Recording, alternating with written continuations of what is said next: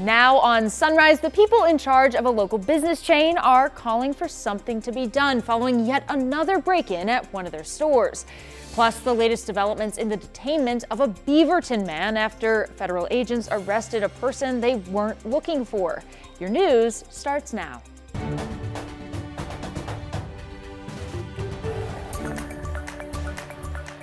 Good morning. Thanks for getting up with us on this Saturday morning. I'm Alma McCarty. We'll get to your headlines in just a minute, but first let's check in on the weather with Corey Johnson. Corey, how is it looking out there? It's going to be a beautiful winter day, Alma, overall, and honestly a beautiful winter weekend. It's going to be dry. It's going to be cold. The rain is going to taper off, which is what we like to see. So getting into it right now, this is our Salem sky camera. Beautiful sun, a little bit of clouds overhead at the Capitol. We're just about 10 minutes past sunrise time, so a gorgeous start to the morning. 38 degrees currently.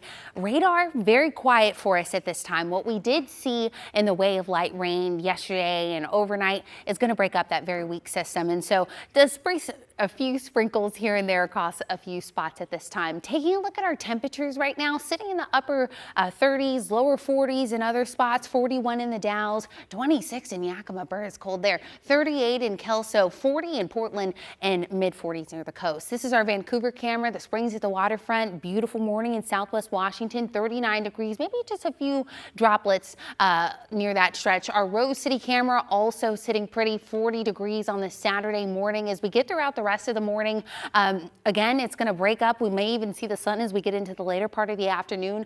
What snow flurries we saw in the mountains and a little bit of rain is going to taper off, and then it's going to make for a beautiful dry day overall. Cloud cover returning as we get into the evening hours. Temperature wise, this is what you can expect to see your day planner. Mostly cloudy throughout much of the day, a high of 46 on the way, but I'll break down more of those colder temperatures throughout the weekend and as we start a new week coming up. All right, Corey, thank you so much. All right, take a look at this. Surveillance video shows a car being used as a battering ram during a Christmas Eve smash and grab at a Portland smoke shop. The people who run House of Pipes on Southeast 41st and Hawthorne tell us this is the 14th time a House of Pipes store has been robbed this year alone. Jake Holter has their story. They rammed the storefront 3 times to get through our security gate. 4 robbers caught on camera looting a Southeast Portland smoke shop Christmas Eve. Tens of thousands of dollars worth of product being piled into trash bins. You know, it's very disheartening, and especially on Christmas Eve, you know, waking up, getting that call at 5:30 in the morning and having to rush to go figure out what's going on. It's tough, it hurts, and you know, there doesn't seem to be an end. Brock Berg is the COO of House of Pipes, which operates 25 locations around the Portland metro. He says this is the 14th time this year one of their stores has been hit. This type of thing has only been happening the last 2 or 3 years. I mean, we never had anything like this, you know, maybe I think 3 years ago was the first one. That was over in Gresham. 21 Plus Tobacco and Vapor Retail Association of Oregon Executive Director Richard Burke says the city's response to this uptick has been lackluster and hurting the business community. The city's weak response to these kind of crimes are basically a red sign telling businesses to go away, and they are going away. Berg says they'll be out over $200,000 when it's all said and done. Insurance companies, they're only going to allow us to make so many claims and such high claims. You know, we can't for the most part. Otherwise, we're going to get kicked out or our rates are going to rise through the roof. So the majority of this is all getting eaten. There are members that we have who have multiple stores who have reduced the number of stores they have just because they have high exposure. And I've seen other stores that have just decided to close up shop or set up shop somewhere else, you know, like. Store leaders say that they will not be bullied out of Portland, but they hope something changes. Meantime, no arrests have been made in this case. 2 people who tried to break into a Camas restaurant earlier this week have been arrested. Police say they actually ran out of gas after breaking in that same business days later on Christmas Eve. While responding to a burglary at a golf course restaurant on Wednesday morning, an officer noticed a disabled car blocking part of the road. The officer recognized the car based on reports from earlier that week. They found that 2 people inside were from the suspected burglary from 2 nights prior. The vehicle was disabled about a mile away, and it appeared to have run out of gas. So obviously they had not planned ahead in this caper of theirs. The suspects had used some bolt cutters and other burglary tools to break in and steal about $2,000 worth of food items, perishables, seafood and meats and things that are expensive. And all of those items were found in this truck, along with the burglary tools as well. The suspects, James Bailey and Camille Pareo, are now facing burglary and theft charges.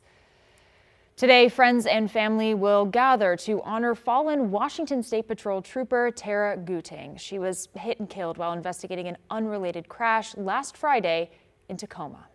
She's gone out and handled 1,000 of these crashes, right? And unfortunately, this time she didn't get to go home.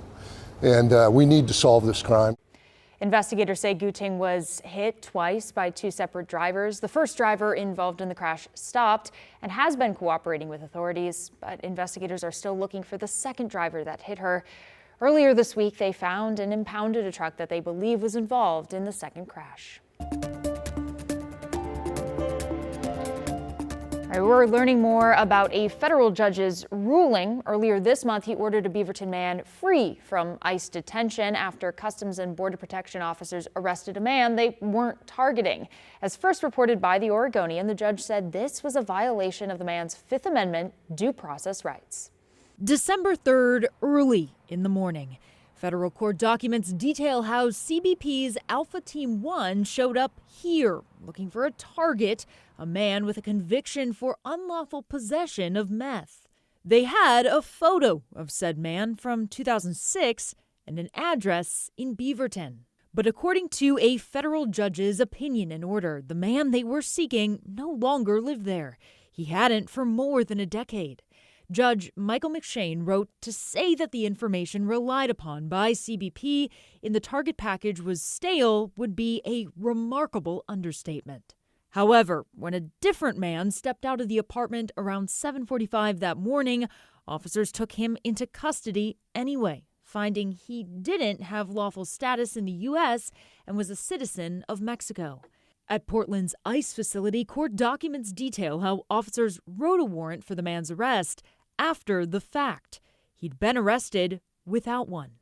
The judge went on to write that this court is becoming all too familiar with the self-apparent tactic of federal officers to arrest first, ask questions later.